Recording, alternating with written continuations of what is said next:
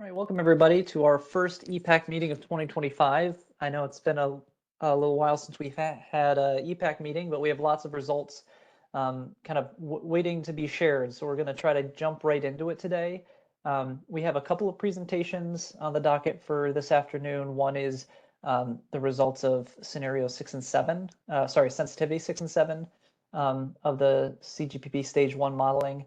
And we also have, at the request of stakeholders, started a presentation from the JU on how stage 2 is going, stage 3, and what the updated timeline looks like for those stages. And so we want to make sure we have time for both of those things, but we were going to start with the modeling results first, actually. I know that the agenda had it flipped, but I think I wanted to start with the actual modeling results to make sure we get that new information out there.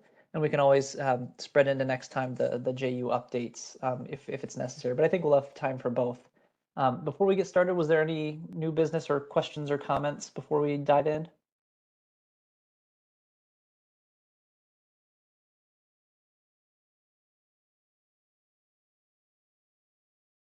Okay, and if something comes up, feel free to just throw it in the chat or send me an email. But to start, I'm going to hand it over to the NISO folks to start walking through the new modeling results that we have to share today. So hand it over to you, Keith.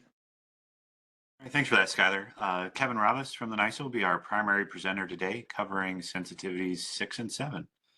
With that, Kevin, go ahead and take it away. Thank you very much. All right, thank you, Keith, and good afternoon, everyone. First and foremost, want to wish everyone a happy new year. Hope it's a good one for everyone here. But yes, today we'll be going over the CGP sensitivity 6 and 7 results.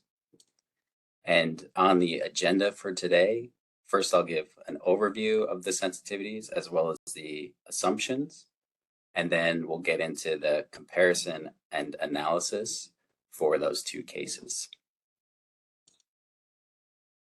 So with sensitivities 6 and 7, these sensitivities are used to examine the impact of changes as identified by the joint utilities to the specified CGPP scenario assumptions. And the assumptions for these sensitivities are provided in the following slides, and I will go over that. And we also have completed sensitivities 8, 9, and 10. And these are planned to be presented at the January 27th EPPAC. But prior to this presentation, we presented other CGPP sensitivity results at an EPPAC on September 30th. We did sensitivities 1 through 3. And then on October 18th, we did sensitivities 4 through 5. So the associated links for those presentations are in this slide deck if you are interested in going back and reviewing those. And just as a reminder, the request for these sensitivities and the assumption details were provided by the joint utilities. And as with all previously provided capacity expansion results, we'll be focusing on the installed capacity and generation mix for the various modeling years that we look at. So in this table here, we have the high-level descriptions of sensitivities 1 through 5, which we've discussed at previous EPPACs. And here's some new information on the additional sensitivities, so sensitivity 6 through 10. So you can see the definitions of all of the sensitivities we've performed, but today I'll be focusing on 6 and 7, which are highlighted in gold here. So first and foremost, for sensitivity 6, we're referring to this as a higher DER scenario or sensitivity. And this is scenario 2 with higher levels of behind the meter PV and also 50% more load flexibility to account for higher managed charging, load flexibility, and vehicle to grid flexibility. And I'll get into the specifics of that coming up.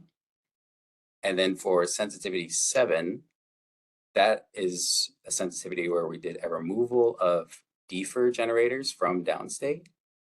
And we actually performed this in 3 separate tests, all based on scenario 3. And each test assumes no defer generator option in zones J and K. but with varying transmission constraint assumptions for each test, given that the transmission assumptions can have a significant impact on how that that sensitivity plays out. So we'll discuss that in detail as well.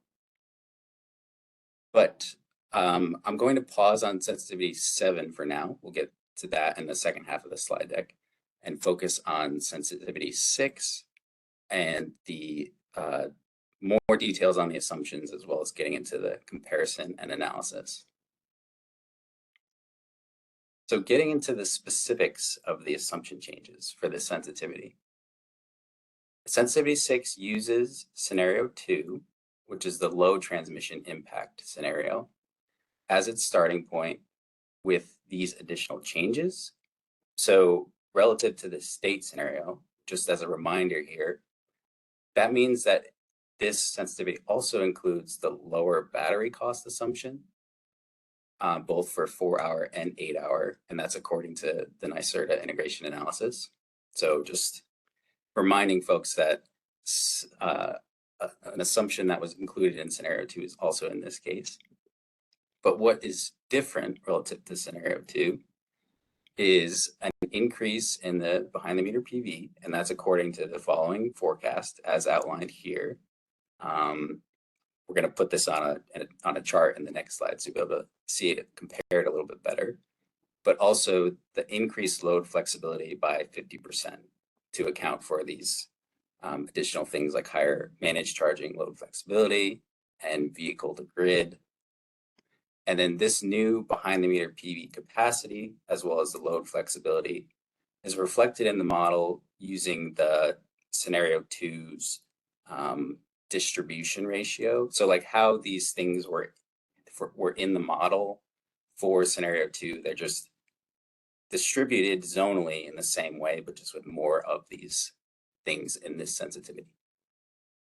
And the details of the distributed PV capacity on a zonal basis are in the appendix if you're interested in referring to that later.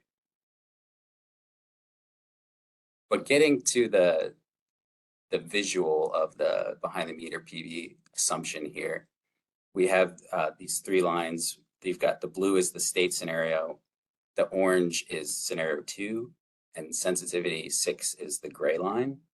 So we're talking about an increase of about 12 gigawatts of capacity in 2042 compared to scenario 2, plus an additional 4 compared to the state scenario. So a fairly sizable amount more of behind the meter PV capacity. On the load flexibility assumption, we have, again, same line colors for the same scenarios, but an additional 2 gigawatts of that load flexibility relative to scenario 2, plus an additional 1 relative to the state scenario. So that gets, that summarizes all the input assumptions. So now I'm going to dive into the findings of the sensitivity. So what this case is showing is that when we have more behind the meter generation and greater load flexibility, it's showing that the utility scale solar and the offshore wind generation is offset by that defined increase in behind the meter PV. And it's also supported by that greater load flexibility and some additional deferred generation. So getting into the specifics, there's 16 gigawatts more, and this is all relative to the state scenario, 16 gigawatts more behind the meter PV capacity and 20 terawatt hours more of behind the meter generation. There is 1.7 gigawatts less of offshore wind capacity and 6.8 terawatt hours less of offshore relative to state scenario. And then there's an less UPV capacity, 6.4 gigawatts less, and less energy from that UPV, so 12.3 terawatt hours. And then the second main point here is that increased flexible load capacity and more battery capacity that's being built in this sensitivity offsets some defer UPV and offshore wind capacity. So there's 3 gigawatts more flexible load capacity, which is contributing 100% of its firm capacity, and 4 gigawatts more of battery capacity, and that's mostly 8-hour with a high firm capacity. And relative to the state scenario, additional battery capacity is primarily built in sensitivity 6 to support the IRM and LCR capacity margin targets and replaces some UPV offshore wind and DFR capacity that is no longer needed due to the increase behind the meter generation. So getting into those details, but on more of a visual side, this slide is showing a side-by-side comparison of the state scenario, scenario 2, and sensitivity 6 in 2042 specifically, just so we can easily line things up and see how things are changing by the end of the model horizon. So focusing on state scenario for a moment, and then looking at how that changes in sensitivity 6, we can see that there is a decrease in UPV capacity, as well as a decrease in offshore wind capacity, but we have an increase in solar overall, despite there being less UPV with more behind the meter PV installed. The system is just relying on more of that solar. And we can see how that stacks up on the generation side. So a lot more generation coming from behind the meter PV and a little bit less from UPV and offshore wind. So I'll get into each of these a little bit more kind of piecewise in the upcoming slides. So again, looking at the NICA level, looking at the side-by-side comparison over the model years, we've got the state scenario, the scenario 2, and then the sensitivity 6. And this is just kind of highlighting the same points that I've mentioned, but just over time, seeing more behind the meter PV, battery, and load flexibility, and it's offsetting some of the DFR offshore wind and UPV. And again, on the energy side, just a higher contribution of that behind the meter generation offsets the UPV and offshore again. And then here's where we can see the delta of that over time. And, you know, same sort of points that I've been emphasizing here. So, but this is how you can see the specific delta in the specific years, all relative to the state scenario. Hey, Kevin. Yeah, Keith, go ahead. Looks like we have a hand raise from Chris Wintlet. Yeah, thanks. Keith, just a real quick question, Kevin. What's the assumption of the behind the meter PV during the winter versus other seasons? That is a good question. So we do have, do you mean like in terms of like generation output? Yeah, correct. So if you had, let's say you went up to 12 or 16 gigawatts, what are you assuming is available during the, like the Jan, Feb, March timeframe? Yeah, that's a good question. And you know, we do have specific shapes for the renewables in our models. I don't really know the specifics of that off the top of my head, but just to give a sense, I'll just jump down to kind of the representative days here, which kind of shows how that profile looks over like different periods over the model years. So for example, this is like 2042, and like in the winter peak, let's look at just summer peak versus winter peak, right? So like in the summer, when the sun is shining, you know, you have a lot more solar that's happening both from UPV and behind the meter. But in the wintertime, it's significantly less. So just directionally, right, like winters, there's a lot less solar available. Does that kind of help? Yes, it does. And then the reason why I asked it is, does it, when you kind of look at the requirements for deepers, does it eliminate it then? Because you still may have periods during the year where you have gaps that you need to fill.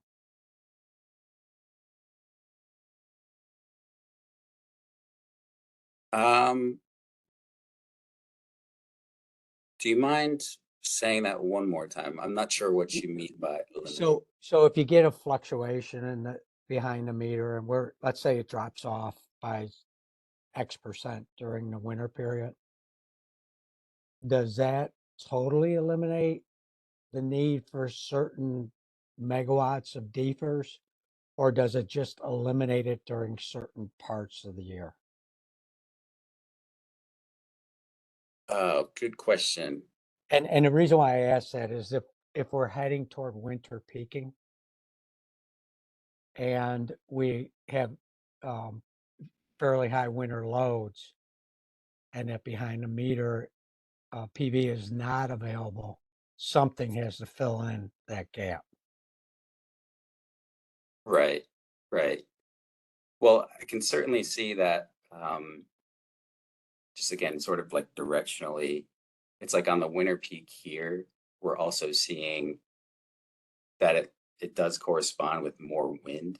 So like, for example, on the winter peak day, you can see that both offshore and onshore wind are making up for a lot of that energy when there isn't a lot of the solar available. But then you look at something like the winter near peak period where there's less wind available, that those deeper generators do have to fill in that gap.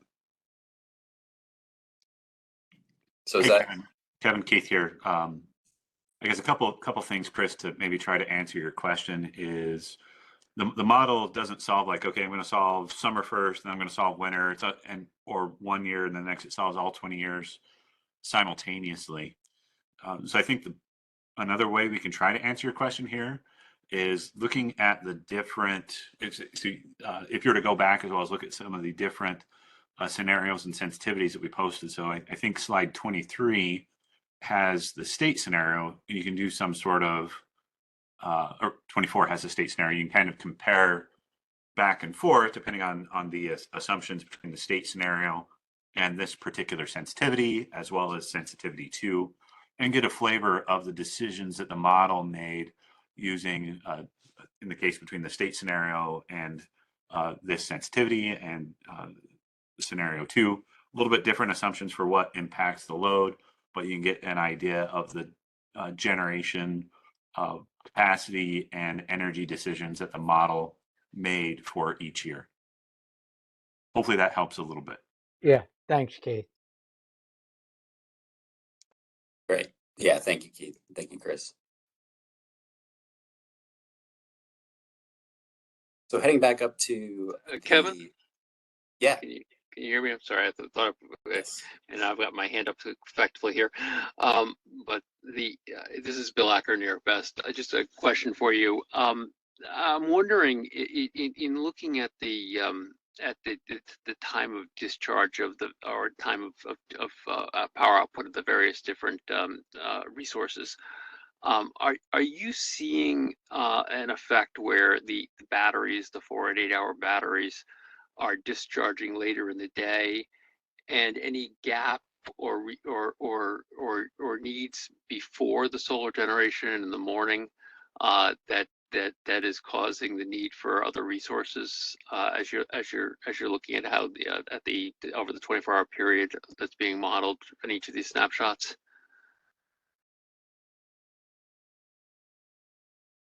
Yeah, so we're certainly seeing the increase in charging happening in the middle of the day.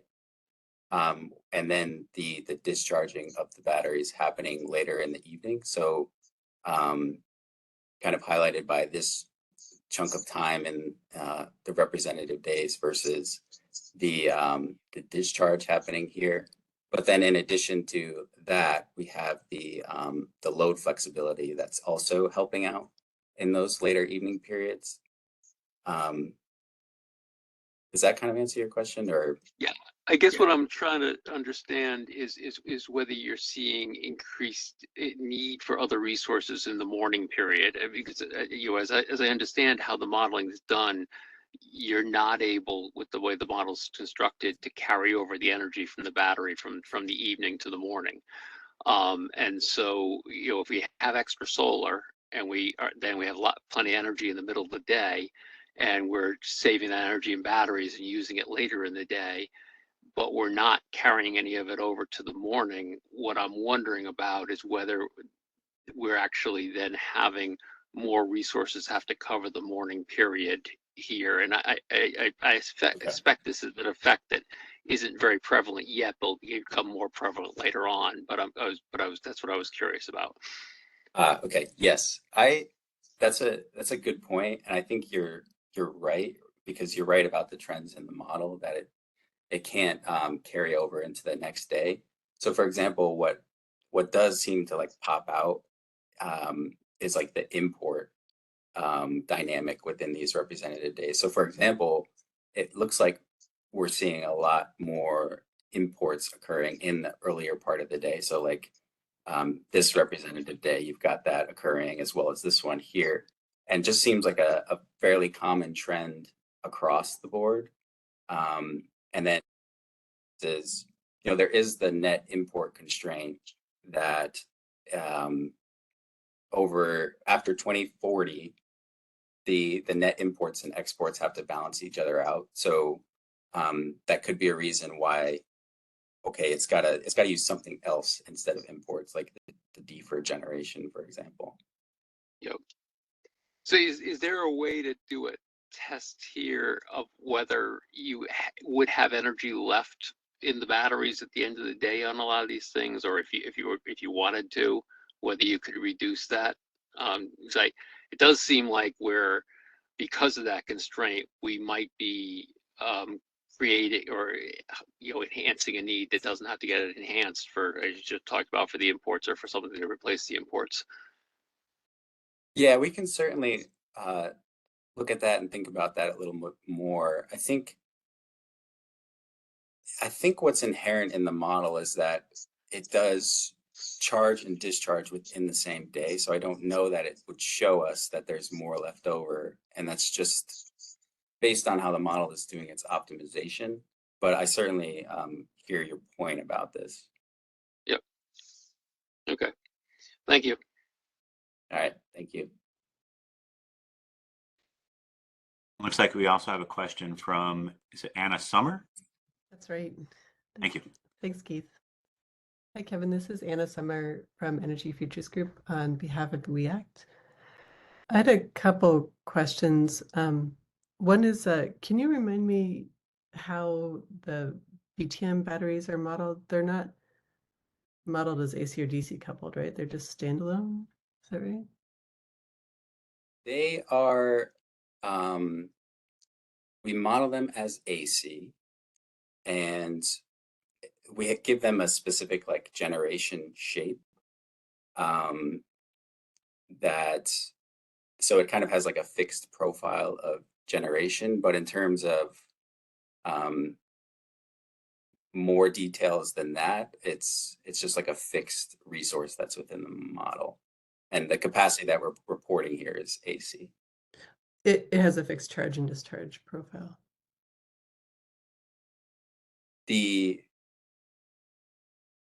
Oh, excuse me. So you're saying the batteries here, right? Right. Yeah. Okay, my apologies. The batteries are optimized by the model. So the discharge and the charge are optimized by the model. Okay. Gotcha. Or sorry, Kevin, is that true? I believe Anna's questions was specific to behind the meter batteries. Is that correct, Anna? That's right. Yeah. Okay, sorry, I'm getting confused between behind the meter and batteries. I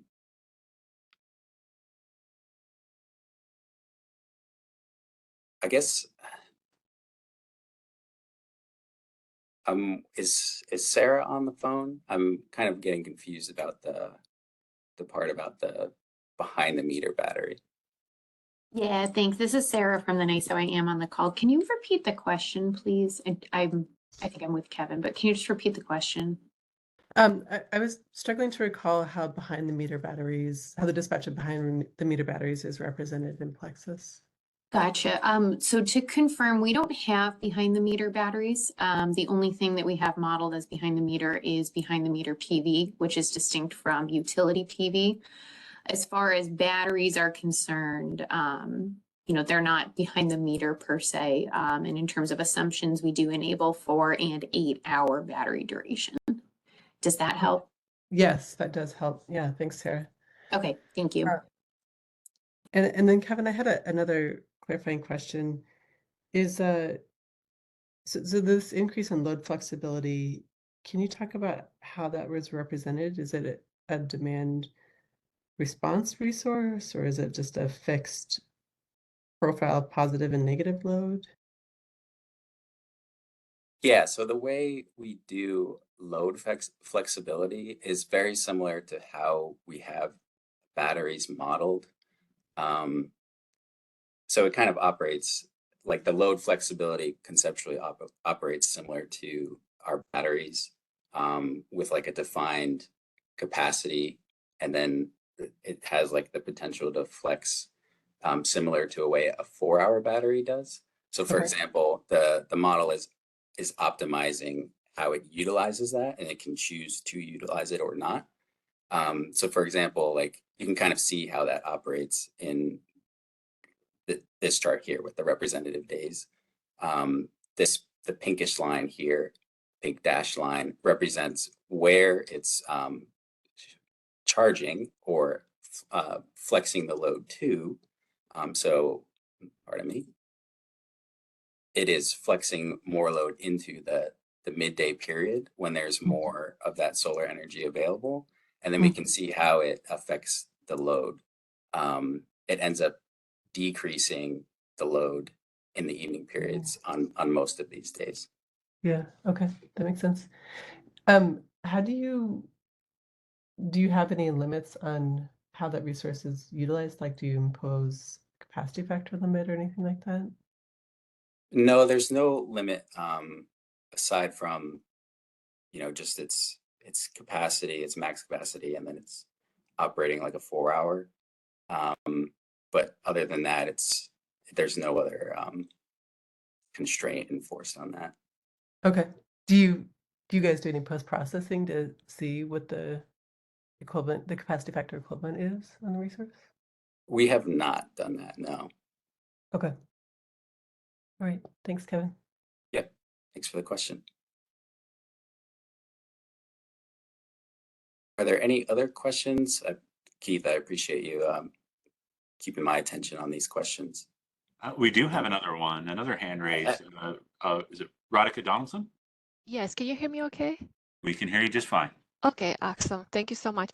I had a question on maybe the decision for imports and exports. What drives those decisions in the model? Sorry if I forgot, but it's been a while. Yeah, this is an assumption that was provided to us. So if it's okay with maybe Skylar or someone from the joint utilities, do you mind commenting on the net import constraint? So the net import constraint, where imports and exports over the course of the year have to kind of cancel out, that's just based on a kind of implementation decision that's been made over a number of studies, including the Climate Action Council Scoping Plan, to make sure we're kind of accomplishing the heart of the CLCPA that does, say we have to be zero carbon and account for imported energy needs. And so this might not be exactly how it works in the real world, but this is kind of the decision that's been made over time to kind of enforce that constraint inside of our modeling processes.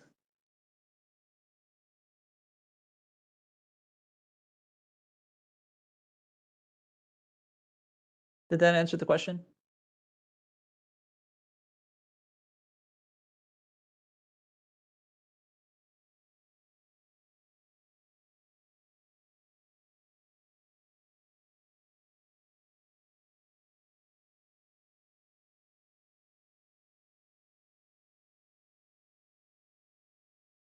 All right, I'm not hearing any additional comments, so thank you, Skylar, for that.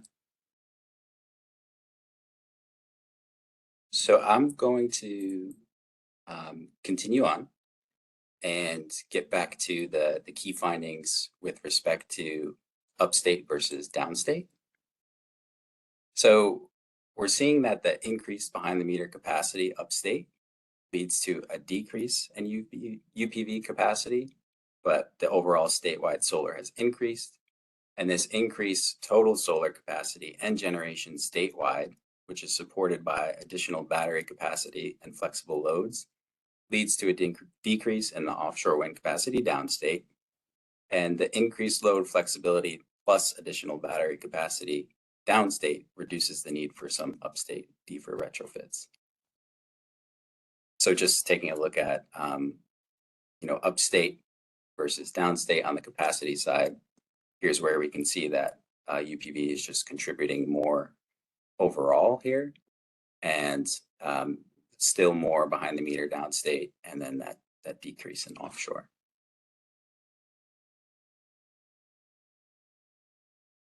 On the zonal side of things, so most of the defined additional behind the meter PV capacity has been placed in zones A through F.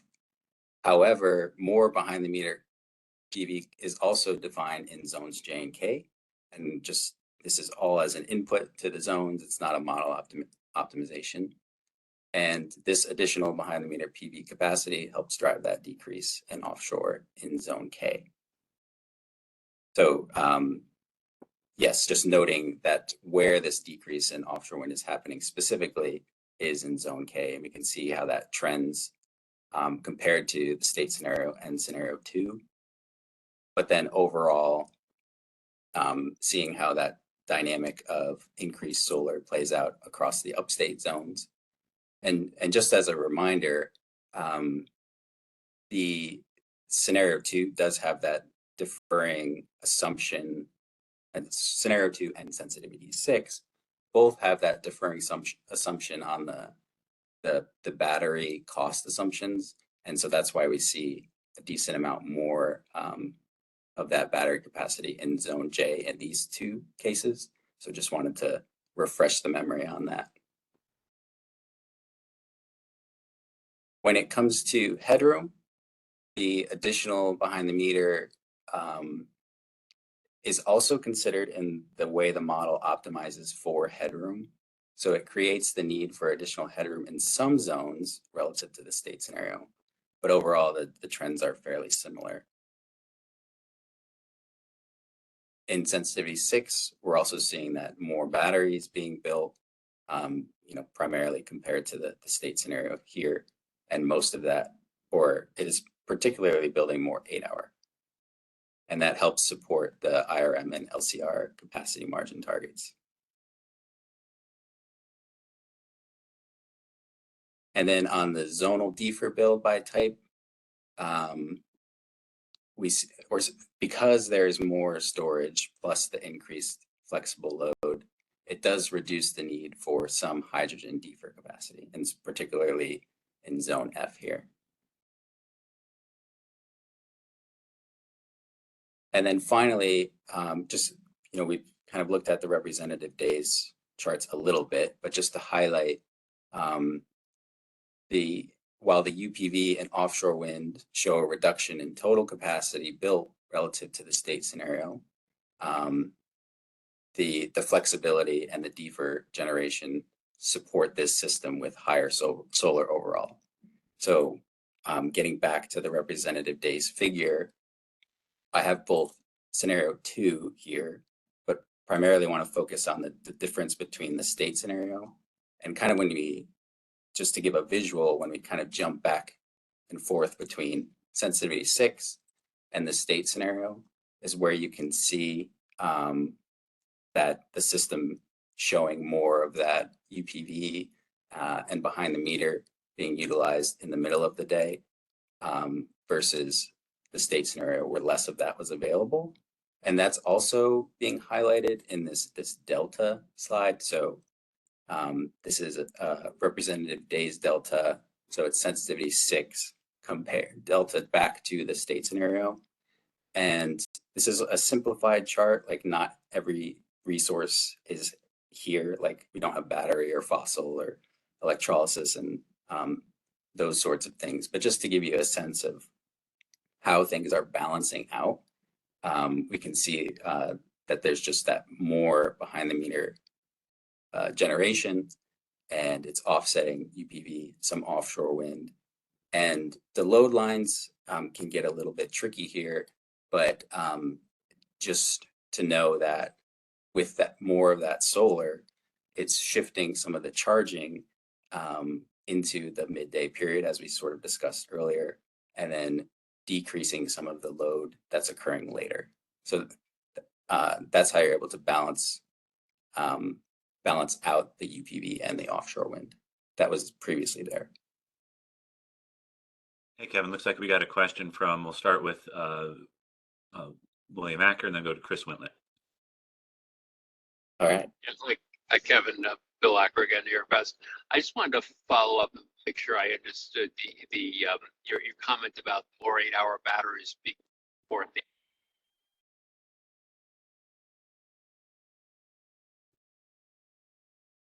Did we just lose Bill?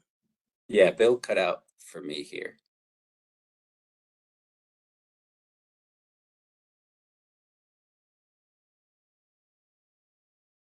Yeah.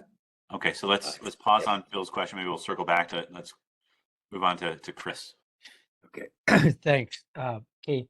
Hey, Kevin, on the load flexibility, does the model assume like a perfect response, or does the response change over time if you demand it at a high percentage?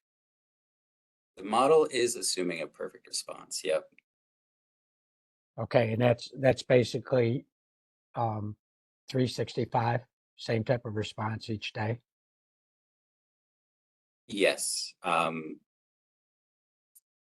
Yeah, the response is it's perfect response, and it is that way across the entire year. Yep. Okay, thank you. Yep.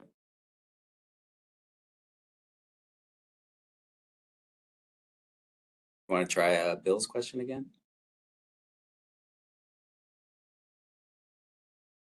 Bill, are you back with us?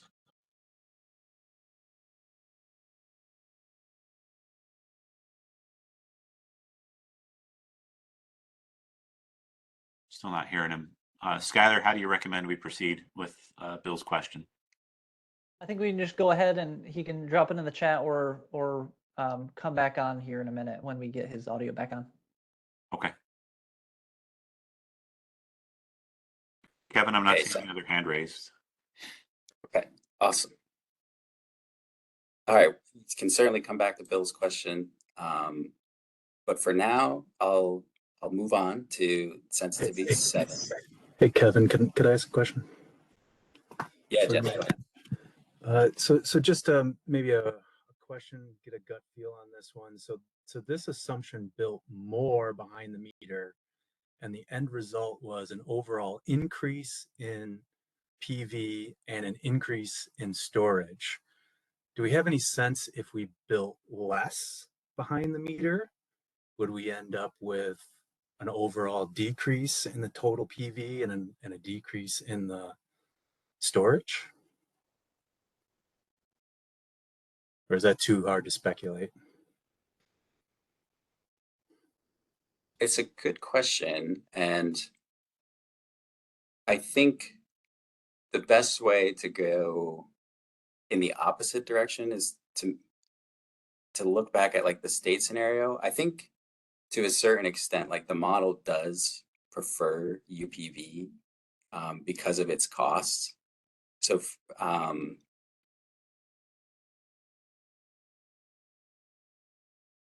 just thinking about your question a little bit.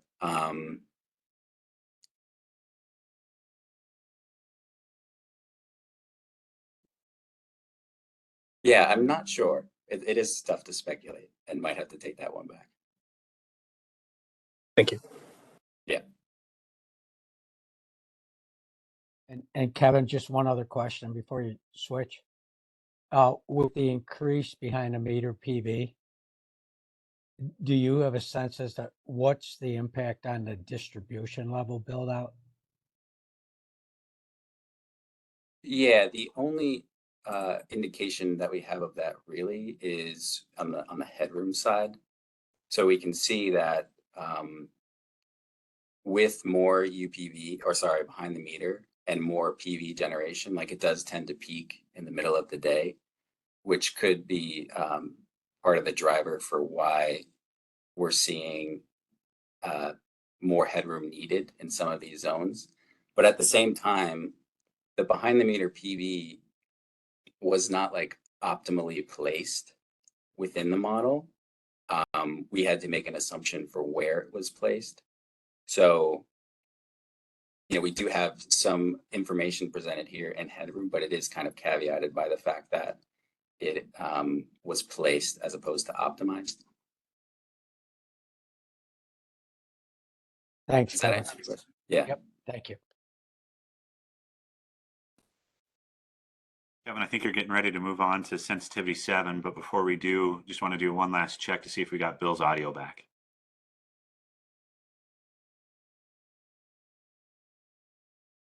Hearing none, keep going.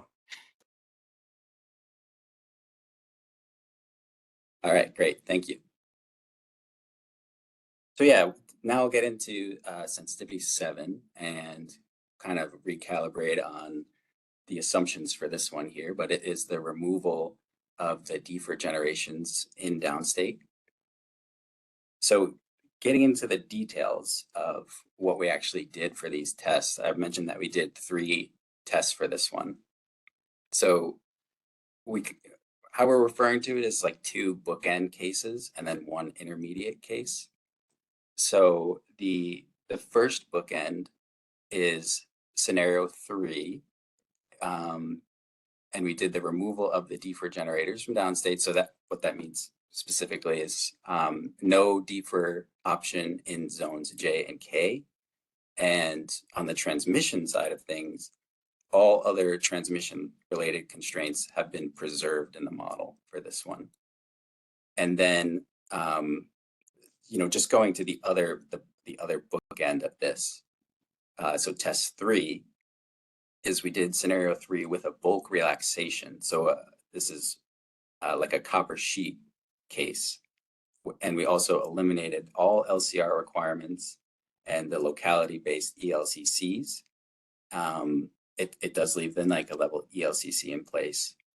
And then we eliminated the defer option in zones J and K. So you have these 2 bookends. One of them, all the transmission constraints are in the model.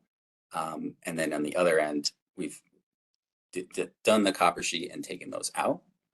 And then in the intermediate case, we tried to find like a middle ground where we eliminated the LCR because the LCR has a significant impact on where resources can be placed and things like this. So we took that out for this case, as well as not having the defer option in J and K, but all of the transmission interface limits are preserved. So the main change on this one is the eliminating of LCR requirements. Hey, Kevin? Bill Yeah. Locker here. Can you hear me now? Yes, can hear you, Great. Bill. Apologies, I lost audio for some strange reason there, and I wanted to wait till you finish the slide to chime in. But if you don't mind, if I could ask that question I was trying to ask, which is on the last sensitivity, you had mentioned that you had more 8-hour storage to meet the IRM needs, and I was curious if you could remind us of how you're addressing the IRM. Are there caps, you know, capacity gradation factors with the 4 and 8 hour, or is it all through this modeling? Yeah, so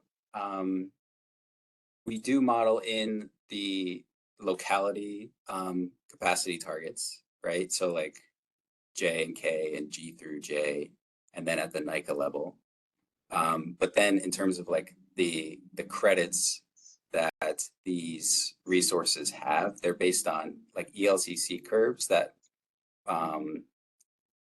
they were provided to us from NYSERDA. So it does assume that like as more resources of one type are added, that their credit in terms of like ELCC does decline. And the 4 and 8 hour battery, for example, are on 2 different like curves of how they decline. Yeah, And I remember we showed those a few meetings back of there's a delay to the one. Yep. yeah, Okay, and so you're using those curves to drive this still. yeah, and that's part of the reason why like the 8 hour could become more ideal, because it has still like a higher contribution versus like you can see the model is adding so much of the 4 hour that even though the 8 hour is more expensive, it's like, okay, it's going to have a higher contribution from its firm capacity perspective. So there's a little bit of a dynamic with that. Yep. Okay, that makes sense. Thank you very much, and apologies for taking off track again on the last sensitivity. Thank you. Oh, all good. Yeah, thank you. Keith, was there one question that popped up in the chat? I think I saw it. Yeah, it looks like we got a question. Can you please explain how behind the meter solar is placed manually? Is it, or was it placed where the headroom close to load, or were siting constraints considered? So I guess the first clarification I'll give on trying to answer this question is this is a zonal model. So certainly there are no siting constraints considered here because the local transmission isn't in the model, other than behind the meter solar and all the other generation accounts for needed growth in the headroom. And so it's placed in the model on a zonal basis.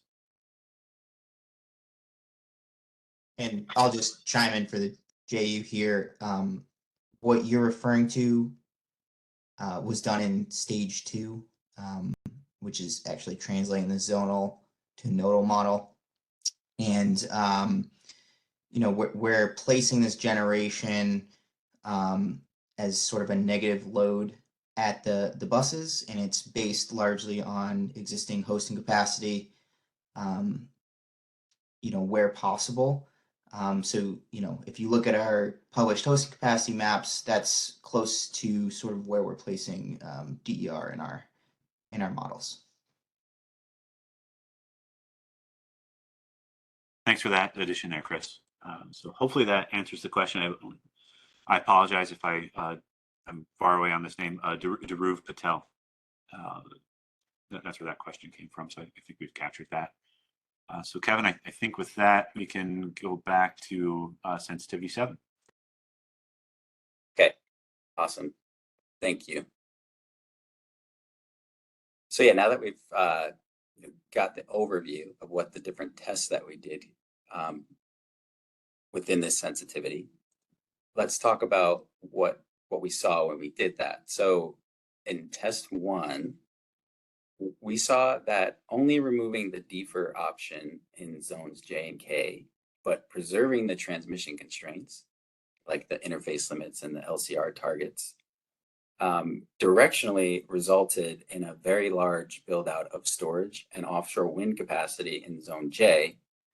But there's a major caveat with some of these tests. So test 1 results show that we're actually seeing unserved energy at summer peak when we run a case with these assumptions. And it's only the summer peak representative day that shows the unserved energy. And I'm going to discuss why that could be in the following slides.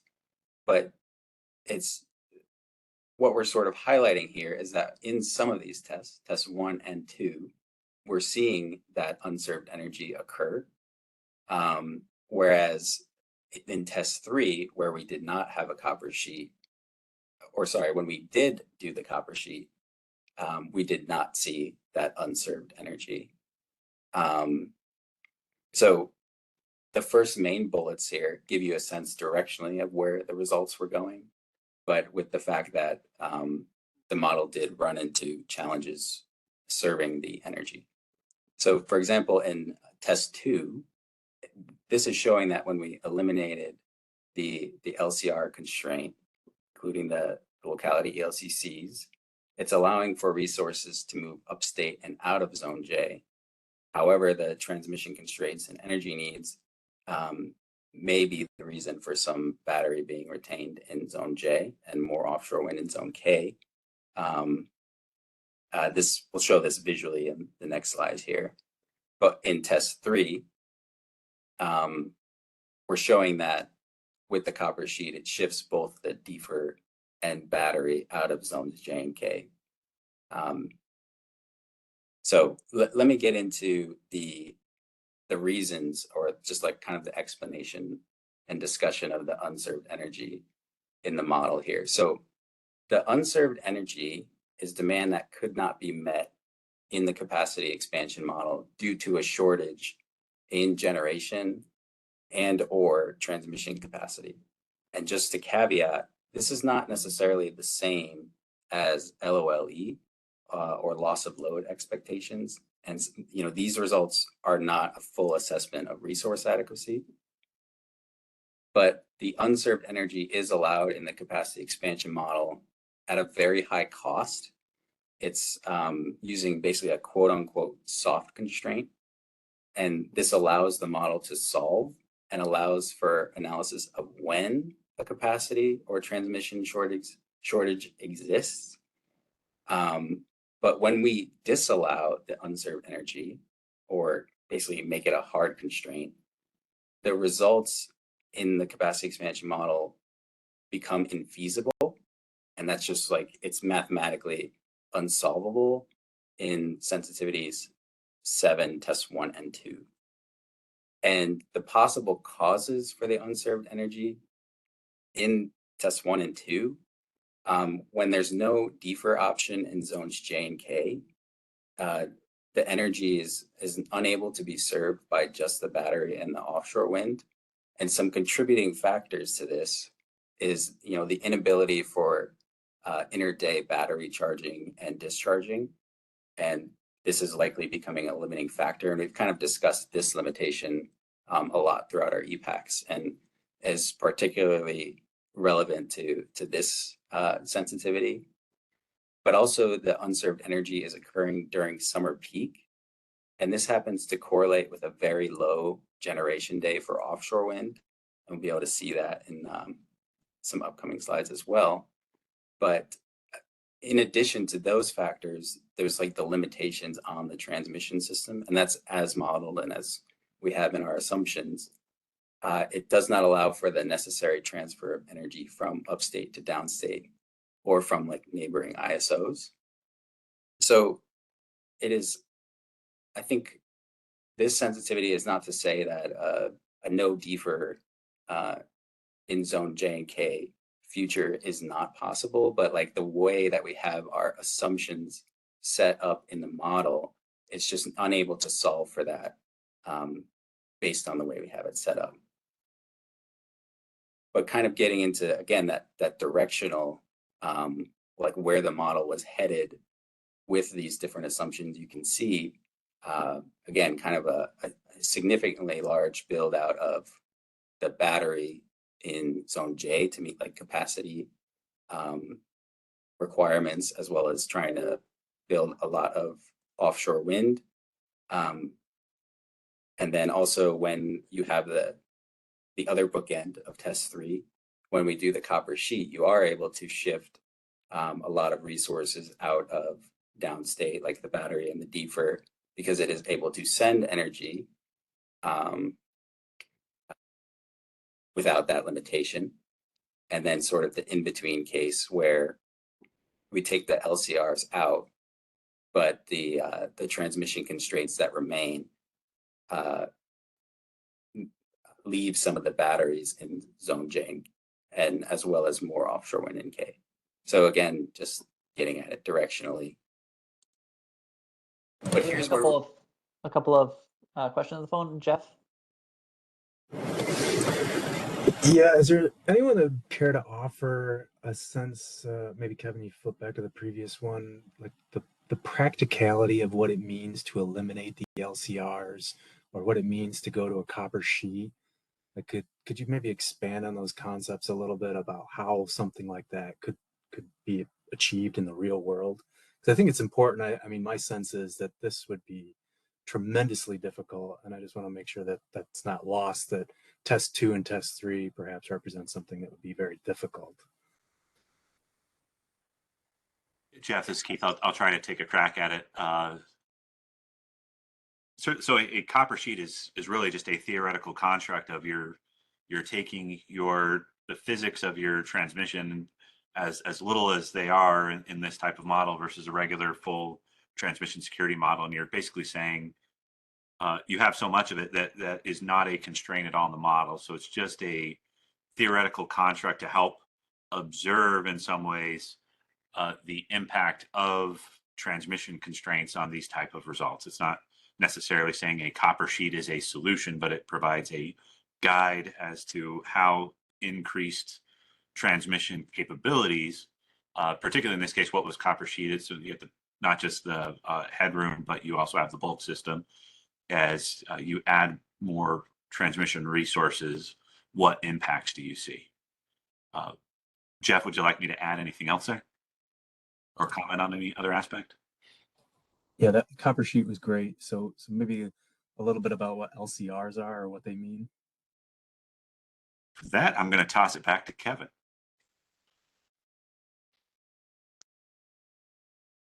Yeah, I can comment on that a little bit. So,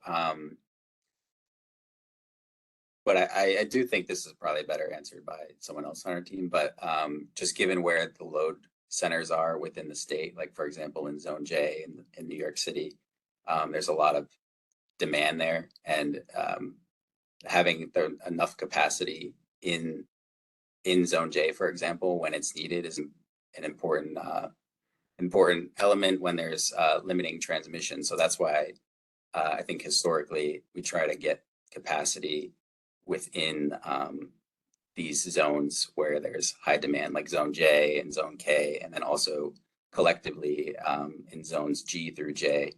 But maybe Jason or Sarah, if either want to comment on that a little bit more. Yeah, this is Sarah again from the NISO. Thanks for that, Kevin. I think that was great. So then, just a few other things too, just to talk about what is assumed in the capacity expansion model. The base model for each of these scenarios, when they have the, RM and LCR capacity margin targets in there, are intended to enable a minimum amount of generation capacity within each of the defined NICA localities, and also for the NICA as a whole. So then with these tests here, the intent with peeling back with each of these different tests could show, in theory, what it could look like by having more transmission enabled there. So if you in theory, remove the LCR there, that could be a future reality where more transmission is enabled to connect to these localities, meaning that less capacity needs to be maintained in each of those areas. So, I think this aligns with, how we see the localities being having to require that certain amount of minimum capacity in a theoretical perspective. And each of these tests here are just intended to show, various different bookends on what that could be without, defining, specific changes to what that LCR could be. And, certainly let us know if you have any other questions on this or any other specifics to follow up on that. Thanks. Thank you, Sarah. I'm also seeing a hand raised from Julia. Yes, thank you. I think I have a maybe related question that you might have just covered some of, but could you remind us if the assumptions for like test 1 and 2 include the transmission capacity from CleanPath?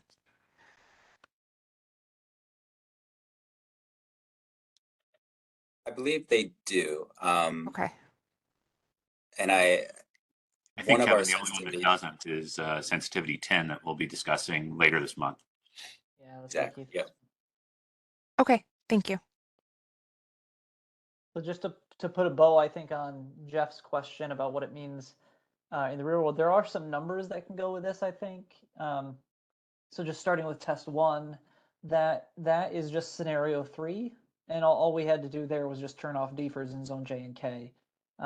It ends up building like 23 gigawatts of offshore wind and like 35 gigawatts of storage in downstate to replace that, and it still can't solve.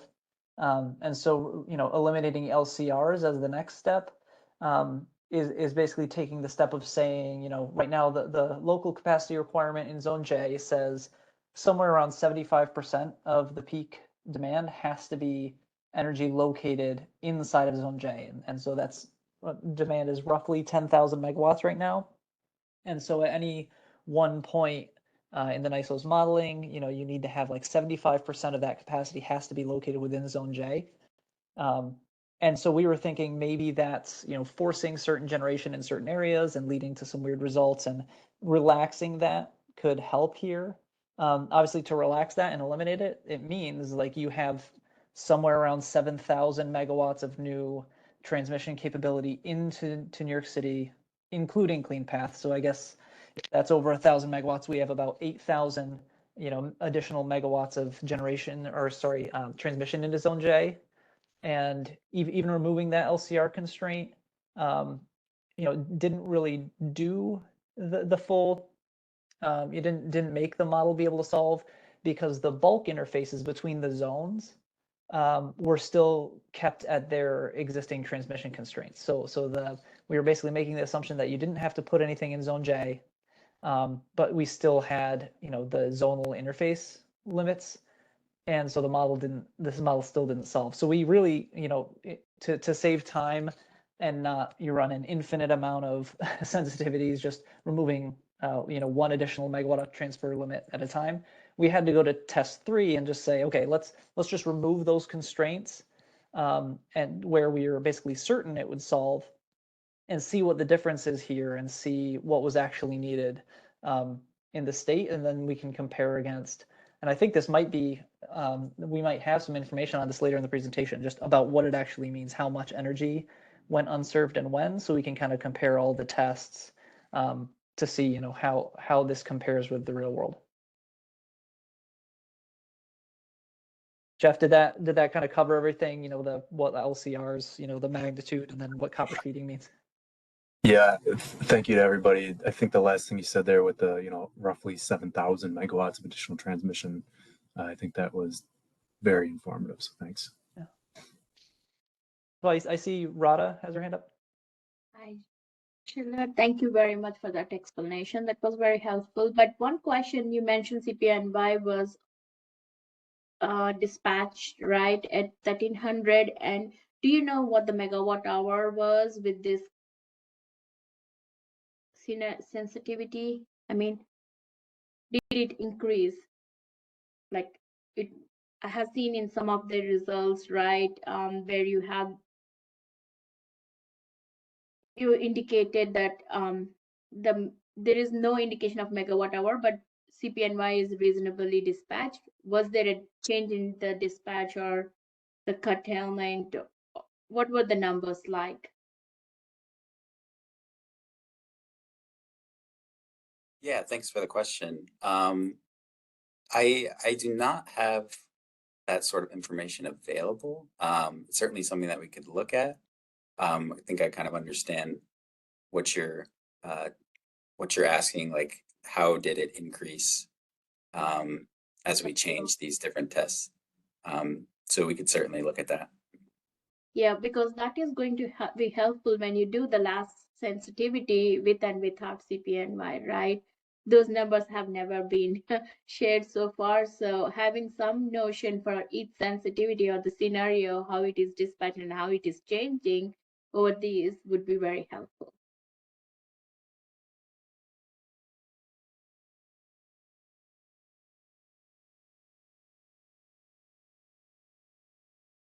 Bill, I think you're next. Thanks, Skylar. I was wondering if you knew or could go back and check and see when the unserved energy was when this wouldn't solve. And what I'm particularly curious about is the discussion we had a little while ago about the timing of energy storage morning versus nighttime. I mean, if you kind of take a picture of this where you have an infinite amount of batteries in New York City, but if we don't allow any energy to carry over from the previous day to the morning, if we can't get the energy down in the morning, the infinite number of batteries under this modeling scenario would never be able to solve the need. And so if your unserved energy is earlier in the day, this might be a ramification of our modeling method where we're not allowing energy to carry over day to day. And it would be very interesting to know if that's the case, because we may want to revisit this if that is the case. I think we have some amount of information. I'm not sure if you can see the slides, Bill. I But can, yes. Yep. okay, cool. Yep. I think the NISO has a couple slides that might be able to give us some information on that. Yeah, exactly. And thanks for the question, Bill. Yeah, the next couple slides wanted to touch on that a little bit. Just to your question about like when are we seeing the unserved energy? Like when we look across our representative days, we are seeing it occur at summer peak. And also, you know, made the point earlier, but just to point it out visually here, is just based on our assumption for offshore wind specifically. Like the offshore wind is based on a renewable hourly shape that is an input to the model. It's a very low generation day on this summer peak. So even if the model wanted to build as much offshore wind as it possibly could, it would not have met the demand, or likely would have not met the demand here.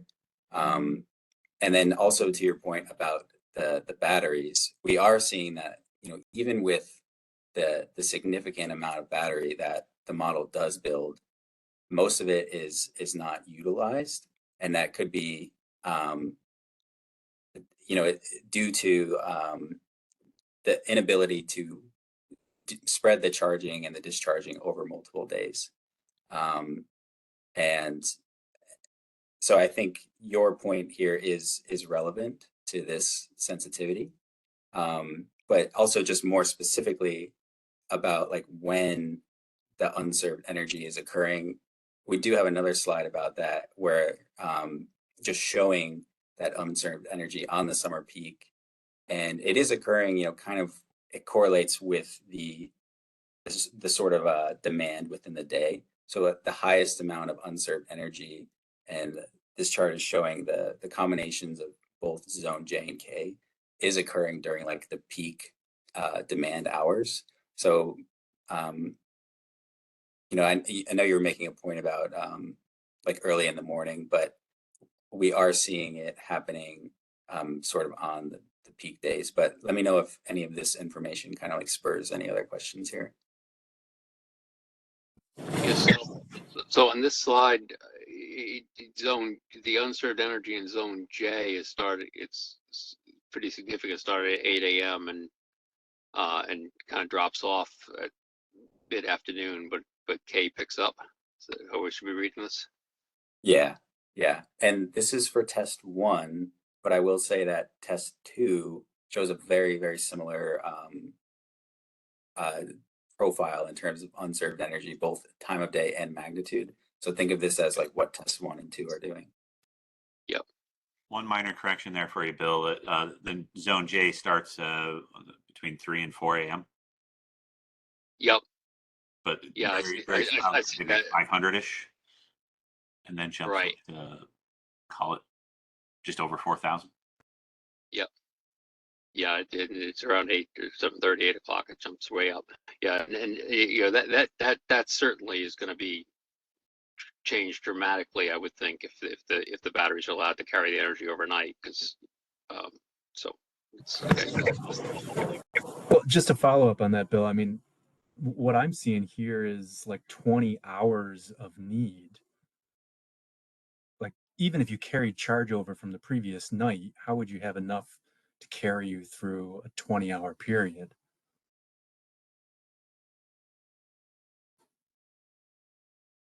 Well, I mean, you got about a 4.5 gigawatt 20-hour, or so that's all 16-hour need, and so that's 8 gigawatts of 8-hour batteries, and you know your modeling went up to 35 gigawatts, I think you said. I mean, it's only a quarter of it. And I guess when would you charge these batteries? I mean, typical heat waves, the energy builds day to day to day over the course of a week. I mean, here we're seeing deficient amount of energy even up until midnight. So if the previous day was not as extreme, maybe it was still warm, like would we realistically have been able to charge a battery in the couple of days preceding this event? Yeah, Yeah, that's a really tough question for capacity expansion modeling to solve. I know we have like representative days that then get strung together for a year. So we can look at what the days look like that are around the summer peak day.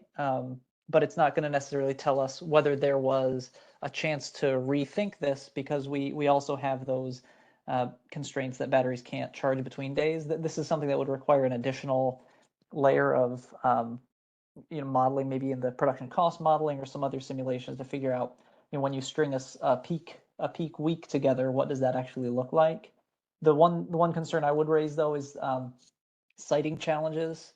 I know test one does go up to 35,000 megawatts of batteries, but that's a result of a couple of things. One is that in zone J, the headroom injection limits are based off of offshore wind. And so they don't actually, storage doesn't actually apply to that. So there is essentially an unlimited amount of storage that could be built there, and it doesn't consider the headroom, but also land use constraints. Just citing one example that I've seen recently is the New York City energy storage siting assessment, where they looked into the maximum potential battery siting in New York City. If basically every unit of vacant land and some behind the meter and Rikers Island and all the generation sites were used for batteries, and you could fit about 11,000 megawatts of energy storage in New York City, of 4-hour storage, probably less for 8-hour and even less for something longer duration. So I think in the end, we're gonna have to put all those types of constraints into this and other modeling frameworks to see what is the most we can do, where can we go, what are the true limits, because it's obviously not going to be this necessarily, but it's also not going to be 30 gigawatts of storage downstate, just because of land use constraints. So there's definitely more work to be done on this, but I think that the chart that we're seeing right now shows that there is kind of a significant need, especially at the peak hours for 4 or so hours on the peak day.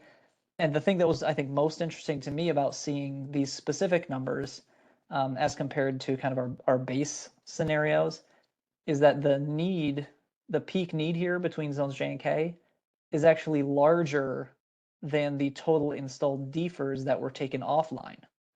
And so that actually seems counterintuitive. But when you kind of look into the results and what you notice, Bill, about the kind of lack of participation in a lot of these batteries that are installed, I think what we're seeing is that the DFERs were running even when there was not a peak in the morning to charge the batteries. And then the DFERs were also running on peak to hit the peak, and then the batteries that were running off of the peaker juice from the DFER juice from the morning are also helping. So the DFERs were actually pulling more than their LCR or ELCC weight, because they were also being used to charge storage for peak times. So that was kind of a really, really interesting result that we noticed when we were looking through these slides. Looks like we got a next questions from Kofi.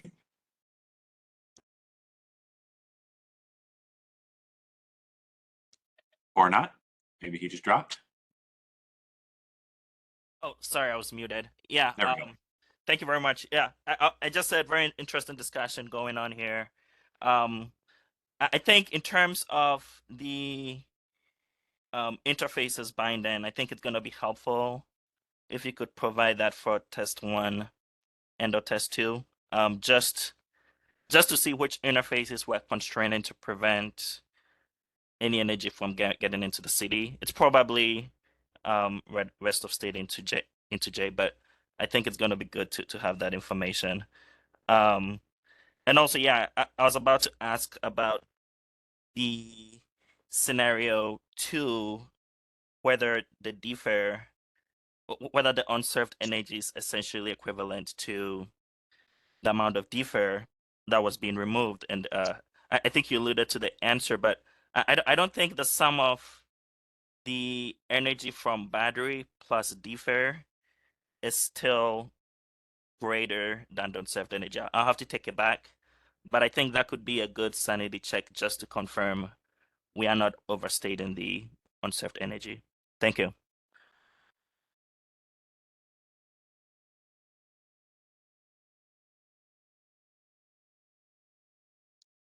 I don't know if it's a new hand or an old hand from Bill.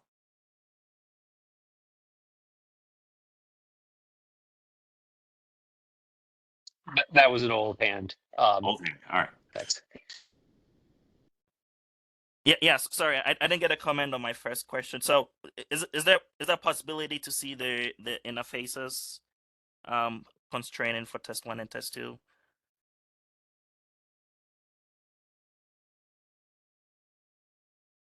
At this time, Kofi, I don't think we plan on providing that information.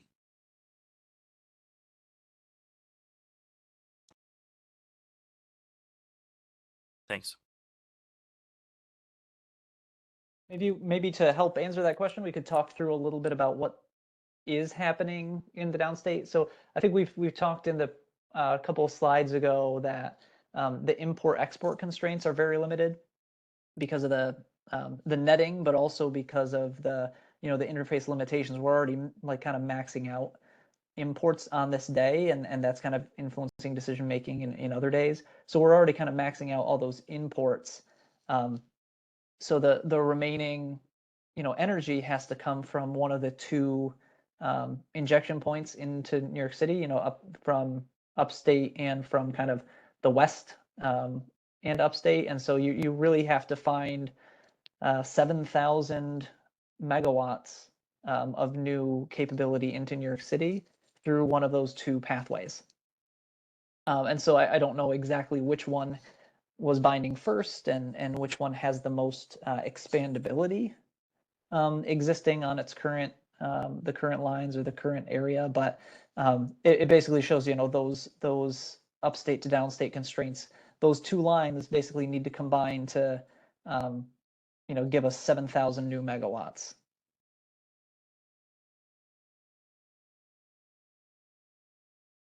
Yeah, sounds good.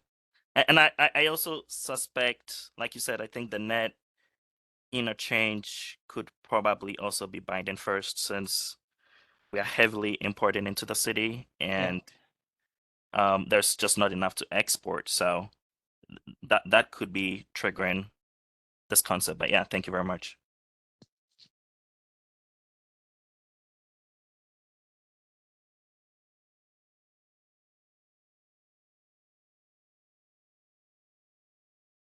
Kevin, back to you.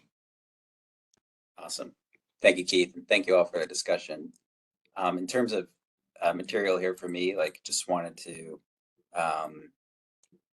jump back to the 2 slides that I didn't really get to, but just seeing how the unserved energy was occurring on summer peak in both test 1 and test 2.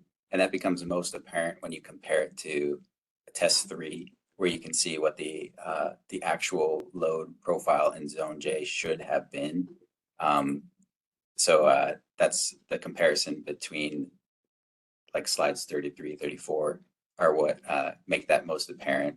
And then we did do that quantification of the unserved energy in this slide here. So that does wrap up the material that I have for today. Really appreciate all of the discussion and questions around these sensitivities. Just for reference on what else is in the slide deck here, we've been documenting previous presentations in this supporting document slide. So if you want to reference any old presentations, that information is here. But then also in the slide deck, you also have some other comprehensive slides and additional information that is available to review. So with that, if there's not, let me know if there's any final questions, but that is all from me today.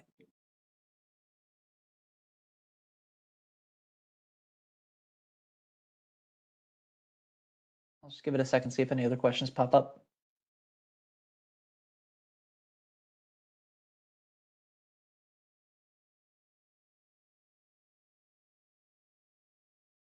Oh, Raya, go ahead.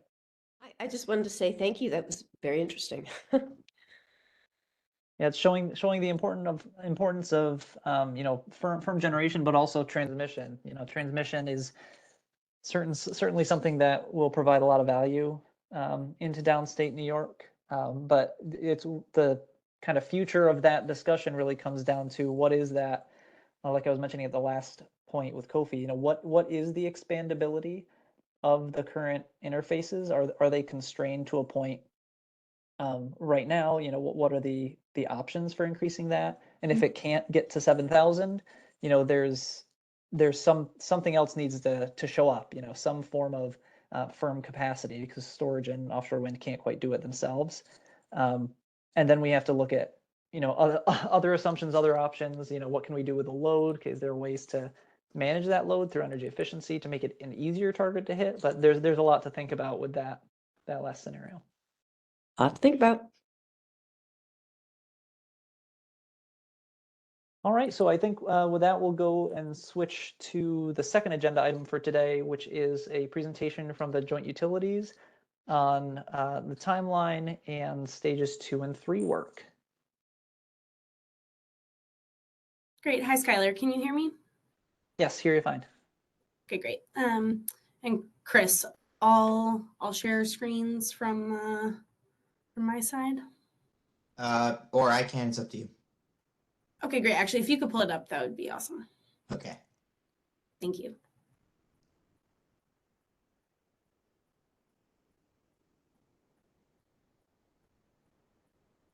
Okay, great.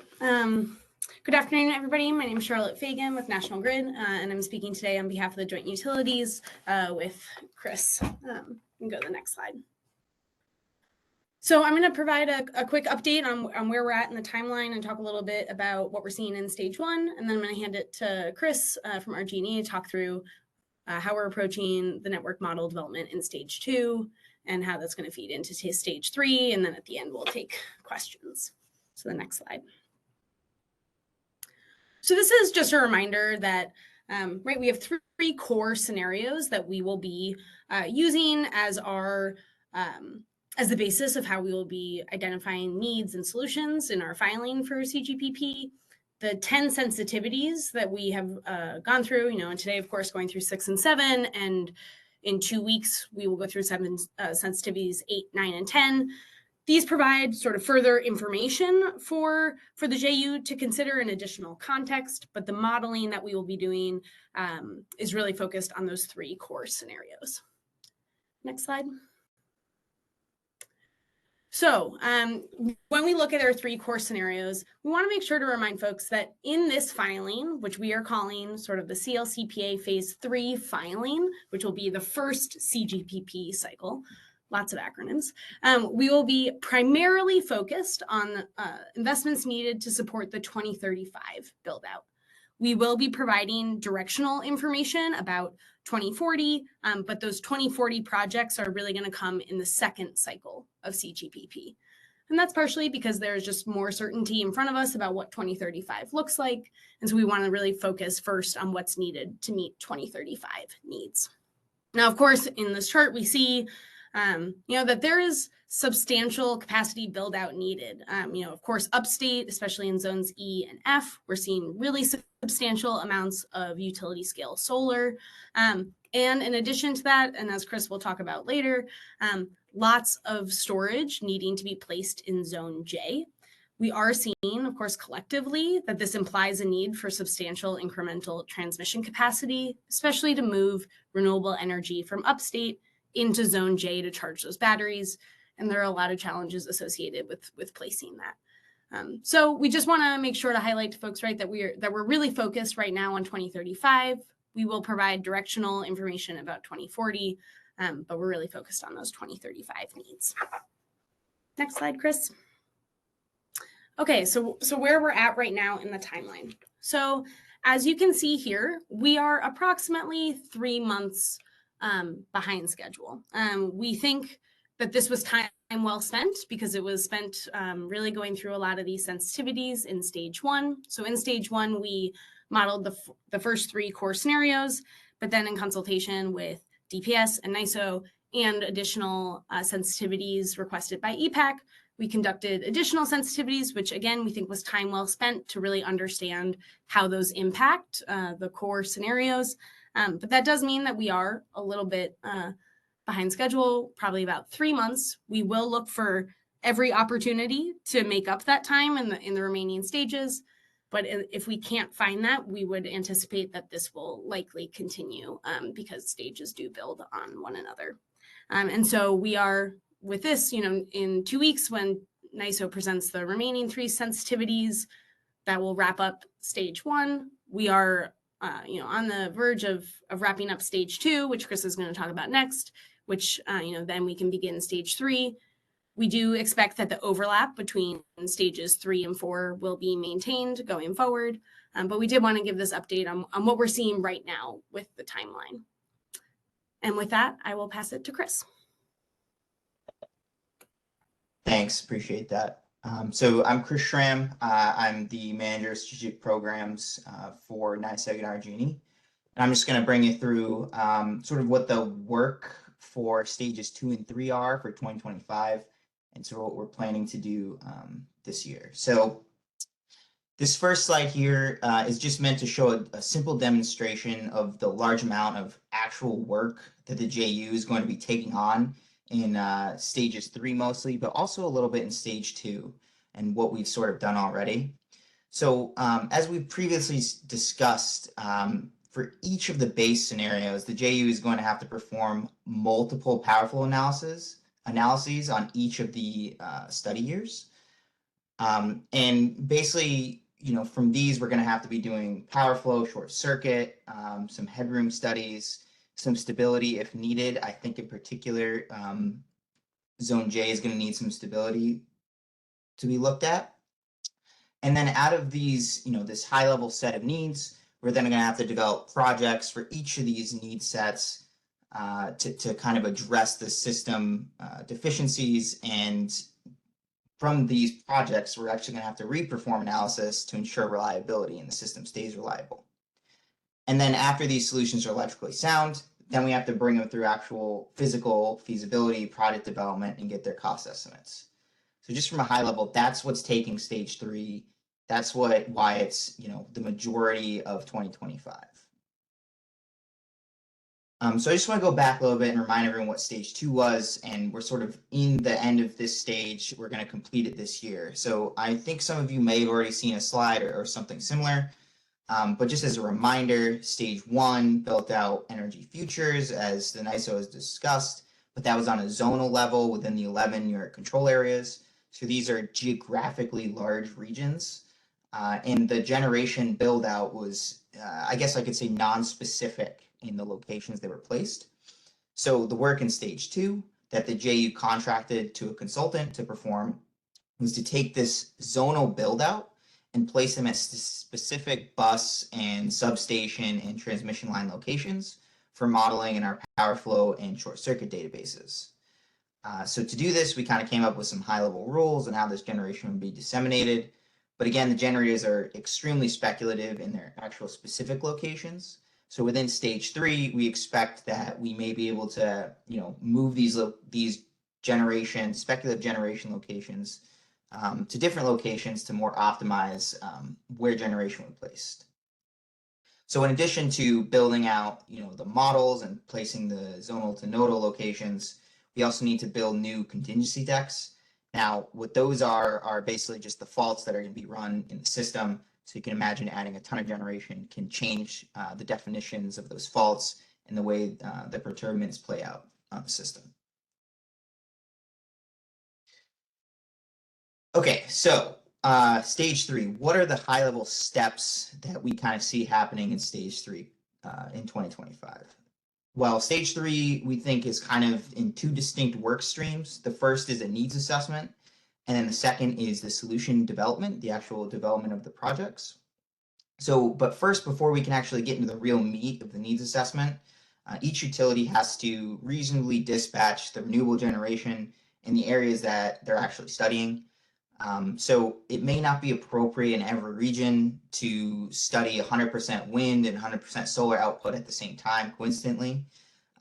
Doing that could result in a significant overbuild of the system, which would, waste resources. But on the other end, not studying enough generation coincidentally could result in an underbuild, and we'd have to go back and reanalyze and rebuild the system in the future, which is something we want to avoid as well. Once that dispatching is complete, then we need to each go and perform a needs assessment, as I sort of showed in the previous slide. So that's the short circuit and powerful analyses, and that will result in a set of needs that we will sort of group together and then move into the solution development phase. So when we, in the solution development phase, we're going to put together initial conceptual electrical solutions to resolve each of these need sets. And these solutions will then go into a physical feasibility study in project development, where there could be adjustments to the projects. And if that happens, the utility will have to iterate on the project, where the project's going to have to be remodeled, put back into our electrical powerful analysis, make sure that it works as needed, and go back to project development. So this could be an iterative loop that could definitely take a lot of time in order to refine the project in such a way so that they resolve all the identified needs, they're physically feasible, and importantly, they don't degrade the existing system reliability. Once that loop is completed, we would then move the projects into stage 4. As part of that, we would also develop rate case quality estimates to put into that stage and later stages. So lastly, I just wanted to touch on, what types of projects do we think are going to be coming out of this study? So first off, I want to know, to reiterate, the solutions developed in this cycle are going to be focused on upgrading infrastructure to help with future interconnections and unlocking renewables in the areas found in the 2030 and 2035 capacity expansion. So that's going to be our main focus here. Some projects might be multi-benefit, which could mean that they help also to resolve local reliability and asset condition needs. But the primary driver of these projects is going to be to unlock renewables to meet those CLCPA goals. So what do we see as basically the 3 major types of projects, 3 categories we're going to be looking at? So the first is building brand new infrastructure.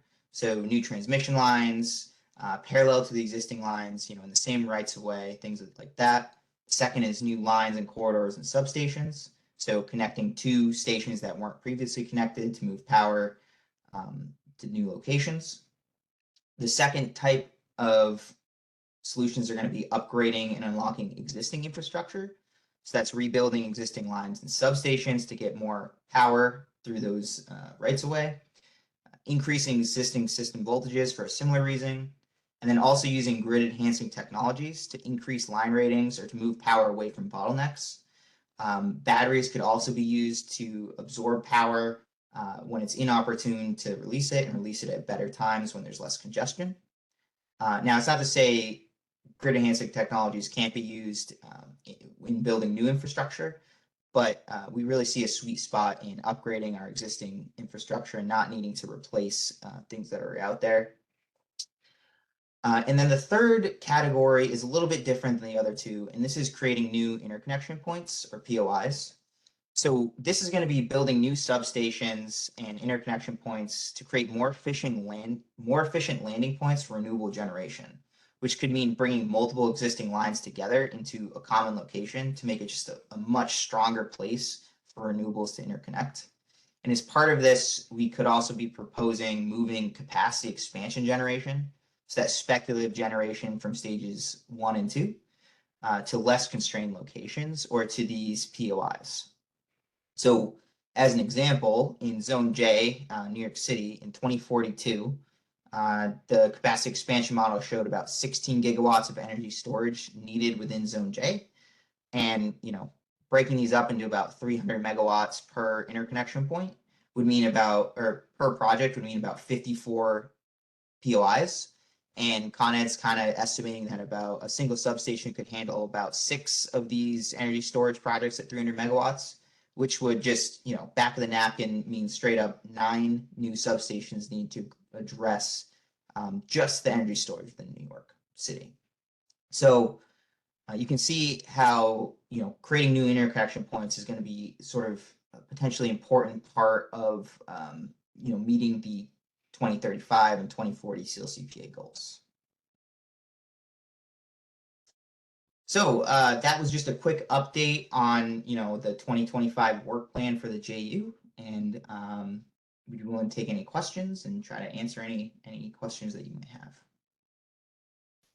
One came into the chat. One question was from Tim.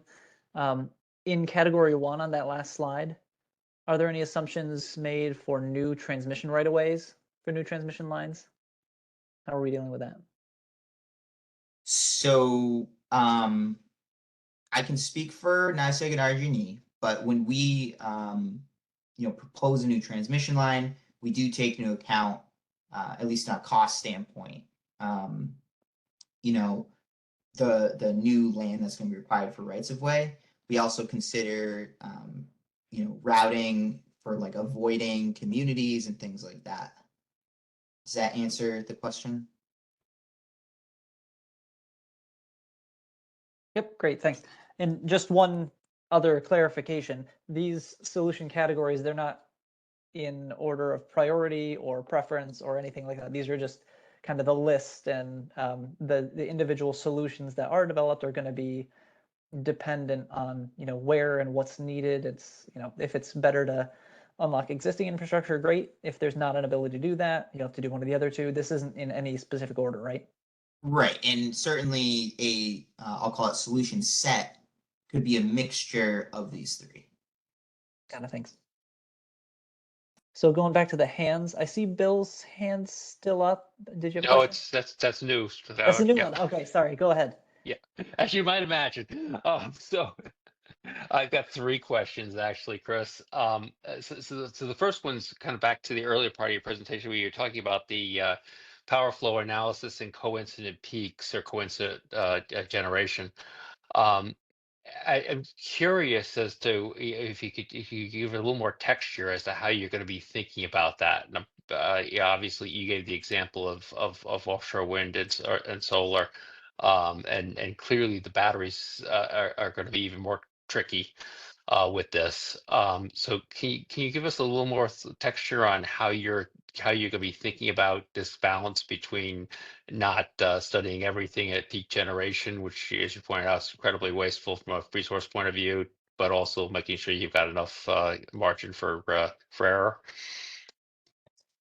Yeah, so I can touch on it. So let me just go back here. So as we've communicated before, we're actually studying 4 sort of load levels. So what we're planning on doing is each of these load levels, and this depends on what region you are and how much of a mix. So certainly if an area is 100% solar or 100% offshore wind, and there's not like a mix between resources, it makes total sense to just study that resource at 100%, make sure it's all unlocked. Because there could be a situation where we need to be reliant on that, all of those resources. But in an area where there's a mix of wind and solar, what we have been doing is we've been looking at past weather years and sort of seeing what the coincident output was during those weather years and basically doing a calculation based on that. So, from what we've seen, that's typically between the coincident output between wind and solar is usually between 70 to 85%, coincidentally. As far as battery storage goes, we're making a decision that during light load, we're going to be looking at more of a charging period. And during the winter peaks, we're going to be looking at a discharge. Summer could be either could either be discharging or off, depending on whether you're or no, charging or off. It could be any of the three, depending on if you're looking at an evening peak or a midday peak. And then shoulder load, we're going to assume the storage is either charging or off.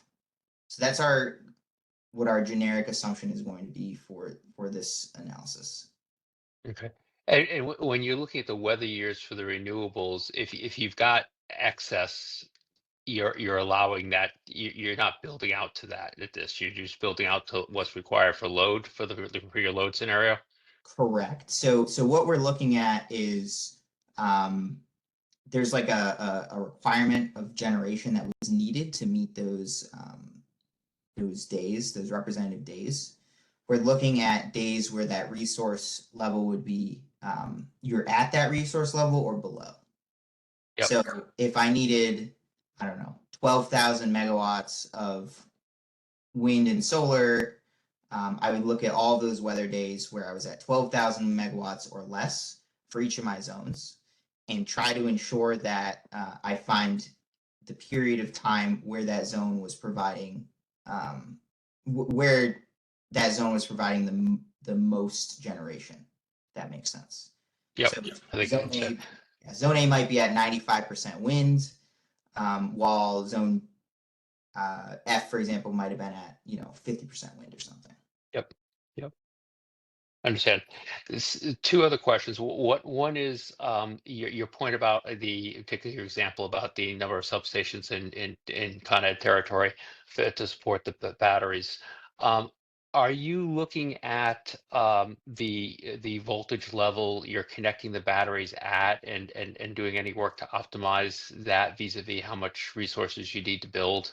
I mean, I'm thinking about the difference between putting the batteries more on the distribution system versus at higher voltage level, and obviously there's pros and cons in all cases. It gets complex, but that could make substantial differences to that answer on how many substations you're building.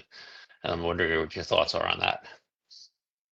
So I'll defer to Con Ed specifically for this question, but I will say that in my opinion, anything is on the table. There's a significant resource build out. So, there's certainly going to be potential to do, move generation from, 115 kV to 345 or 115 onto the sub transmission or behind the meter. Yep. I don't think you're going to be getting hundreds of megawatts on the distribution system easily, though. I will say that. Okay. Yeah, I guess it depends on how they're operating, but yeah. Then the last question for you is around this slide with regard to the solution set. I was very happy that because it wasn't on the slide. I was very happy you mentioned batteries, energy storage as a solution set for absorbing energy at one time and putting it out at a different time. As I know you're aware, there are other things that batteries could do as storage as transmission, for power quality, stability, all those things. I'm assuming those are on the table and you just didn't mention them on the slide, but I want to confirm that. Yeah. So, as part of this and as we were directed, we do need to leverage some of the work done by the Advanced Technology Working Group. And those were considerations within that group. And that would intersect this round of the CGPP. My concern being that holds off till the next whole cycle. I want to make sure it's happening this cycle. Certainly, I guess I can't speak to batteries in the frequency markets. The stability portion, I believe that could be a consideration, but we're going to be focused more on steady state in this iteration. I will say that. That's okay. You did mention stability being one of your concerns, so hopefully we'll take a look at that together. correct. So I'll let Con Ed speak to that. But I think in particular, New York City has some particular stability issues that they want to ensure are addressed within this cycle. Yep. Sounds good. Thank you, Chris. Hey, go ahead, Anna. Thanks. I had a question that is related to one of Bill's questions, but pertains to the previous slide, slide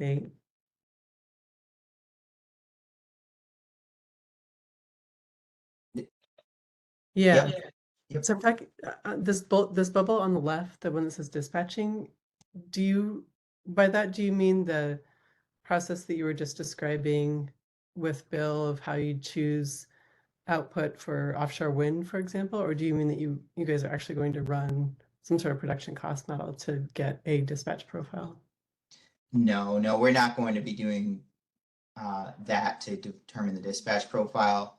Like I said, we're looking at just the weather years, and then making sure that we kind of meet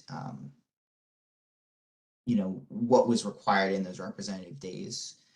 For offshore wind in particular, because that is essentially the only resource landing in those areas, or mostly the resource, I believe that generation is going to be placed to 100% or close to 100% output for this analysis. Okay. One thing that I've been kind of wrestling with internally about this process is the workflow, the movement from the capacity expansion model to power flow, and then don't remember exactly which number it is, but at some point in the future we'll do what sounds like the equivalent of RA modeling. And for us and a lot of our work, the workflow is different. You go from capacity expansion to RA modeling and then to power flow. And I'm curious if, and I think last time we talked about this, Skylar, you said something to the effect of like, that's something to consider, whether we should move up that RA modeling. And I'm curious if you have an opinion about this, Chris, about whether there's a possibility that you'll be studying cases that aren't actually energy adequate in your assessments because of the order in which we're doing this work. Yeah, I mean, this has been brought up. That's sort of why we've been looking at those weather years and trying to meet the amount of generation for that particular year. I think our focus for this cycle of CGPP is to unlock generation where we can. And then in stage 4, we'll be putting those projects into a common model to rerun. And then I believe in stage 5, we'll be doing that resource adequacy and to ensure that we didn't miss anything and potentially not, and I guess you could say in that stage, it could be a chance that we were studying a model that didn't have resource adequacy, but it's hard to say at this time if that'll happen. I'm fairly certain that we should be okay, but again, I think that could be something to consider in a future cycle. So is the short way of summarizing what you said that you view these 2 stages as kind of identifying the transmission projects that are needed to make sure that we can have lots of renewables on the grid? Is that kind of fair to say? Right. Yeah. So we're really just trying to unlock as much generation as we can to kind of meet the capacity expansion buildup. Okay. Thanks, Chris.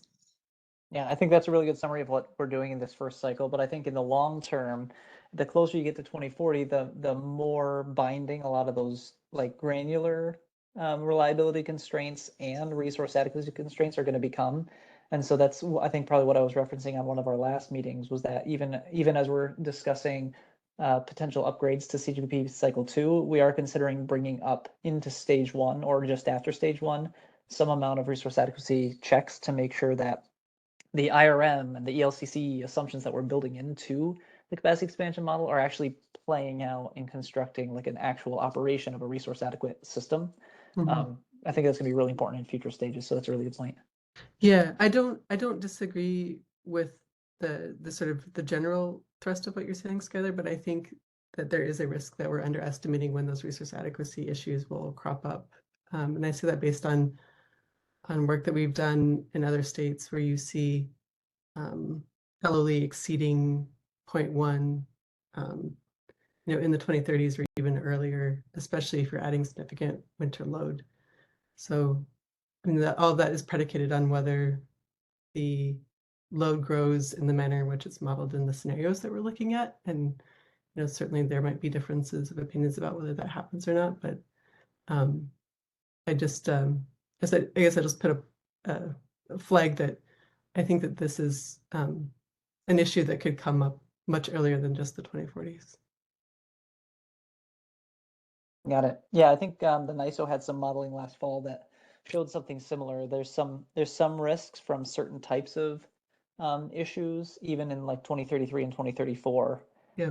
So that is, I think a lot of it, as Chris was saying, from what we learned last year, a lot of it is just trying to get new resources online. And as long as we get, a handful of new projects built by the early and mid 2030s, those initial problems are solved.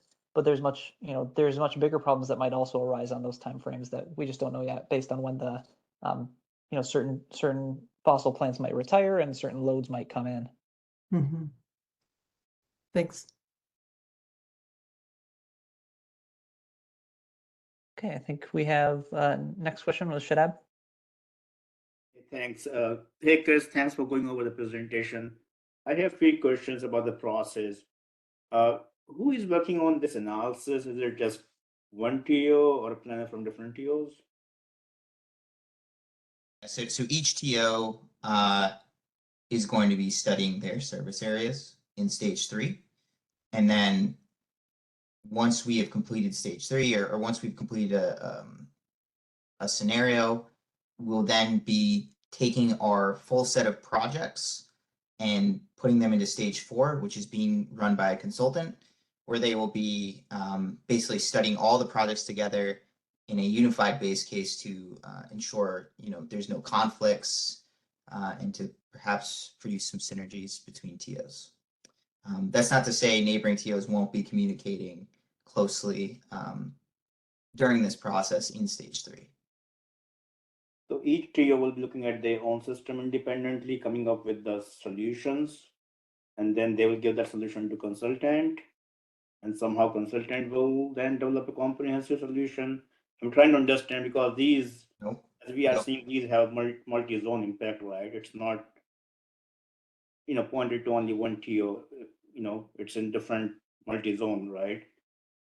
Correct. Yeah. So the consultant is not developing solutions.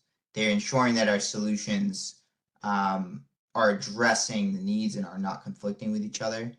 As I said, during this stage as well, we will be communicating back and forth with neighboring TOs to ensure that we're addressing the needs that we see.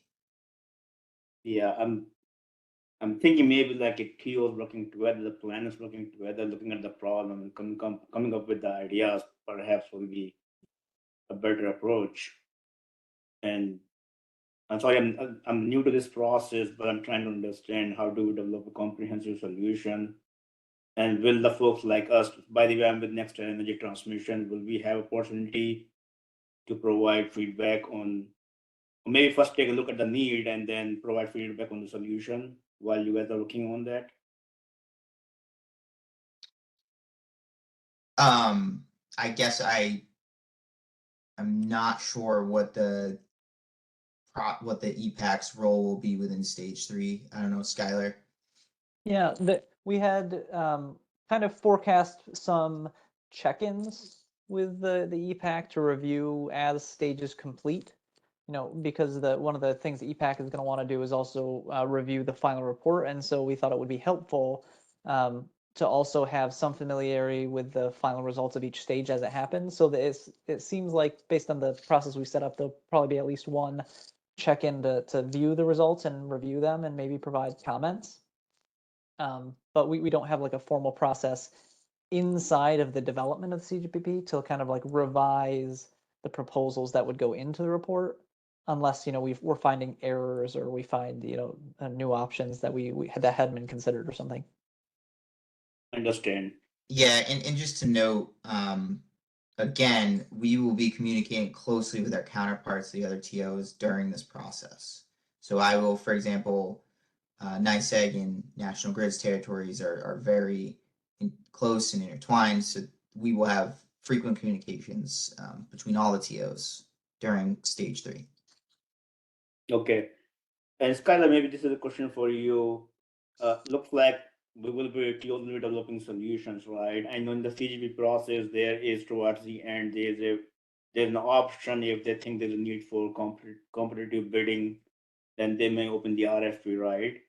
What are your thoughts? I mean, if you look at the current New York ISO process, they have the sponsorship model where basically they open the need and people bid on the solutions. They come up with their own solution, right? Now, in this case, solutions are developed before. How do you see this going into RFP if there will be a need? Okay, so I think what I heard, sorry, your audio was cutting off for my or at least on my end. So I think what the question was as these solutions are developed, there might be the opportunity for RFPs for some of the projects as they come out, and how do we view that process happening? That's not necessarily actually the process that's going to play out here. The development of solutions that we're talking about here is the local transmission solutions that the utilities will be developing. There's kind of a parallel pathway happening like right now as we speak, evaluating all the results that we've seen so far to see if they're basically calling into question any of the bulk needs that might arise on the system. And it's really those bulk interface needs that are the ones that would go out to RFP or would end up being identified as a public policy transmission need.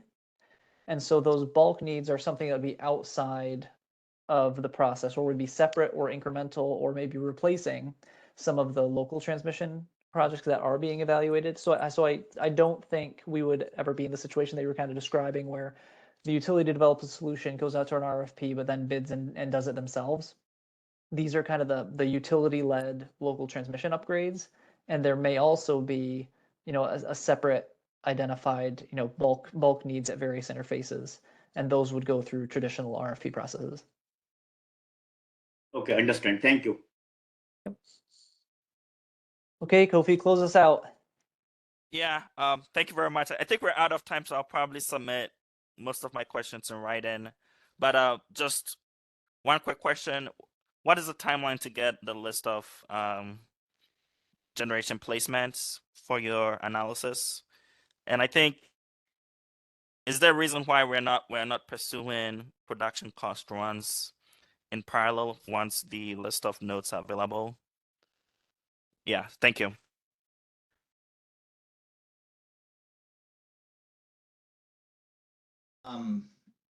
I guess we are currently working on getting that list. I don't have a particular timeline on that. And then as far as the production cost modeling, I think we were concerned about timing mostly, and pushing back the timeline even further than the 3 months we're at. I can't really speak more to it than that. We do have the opportunity to maybe do more production cost modeling on the back end, but Chris is right. On this first cycle of CGPP, we are really kind of concerned about schedule and wanting to get right into some of the modeling on the capacity expansion side and then developing some of the solutions. We are kind of having a little bit of regret with that, to be completely honest. Like I do wish we had more time or had forced in some more production cost modeling. But I think for now, we're going to have to kind of wait a few extra months until stage 5, where we do kind of have built in the production cost modeling check of all these results. So that's when that will be happening. But I imagine this will be something that will probably come up again in the CGPP update process that we're going through right now, of like recommending potentially to do, at least for the base scenarios, maybe some production cost modeling earlier on. Yep, sounds good. I'll send follow-up emails, but I really appreciate it. Good meeting. Thank you all. Excellent. Well, thanks everybody. Thanks for the great discussion. We're at 4 o'clock right now, so I'm going to close it, and we have another meeting in 2 weeks, where we can pick this discussion back up and we'll go over some more sensitivities and sensitivity results. So thanks everybody for joining, and we'll see you in a couple weeks.